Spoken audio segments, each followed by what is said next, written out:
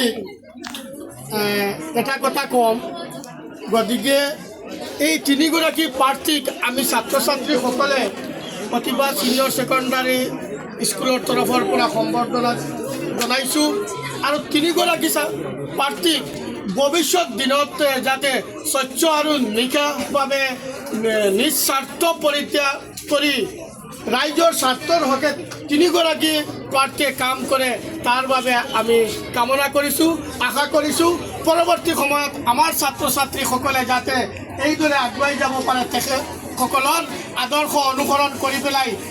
তেখেতসকলৰ পিছে পিছে আমাৰ ছাত্ৰ ছাত্ৰীসকল আগুৱাই যাব পাৰে গতিকে পুনৰাই আমি তিনিগৰাকী প্ৰাৰ্থীক স্বচ্ছ আৰু নিকা আৰু নিজৰ স্বাৰ্থ পৰিহাৰ কৰি ৰাইজৰ স্বাৰ্থৰ হকে যাতে মাত মাতে আৰু আমাৰ এই চৌধুৰী বজাৰ এলেকাখনক যিমান পাৰে তেওঁলোকে সকলো ক্ষেত্ৰতে যাতে সহায় সহযোগিতা আগবঢ়ায় তাৰ বাবে আমি কামনা কৰিছোঁ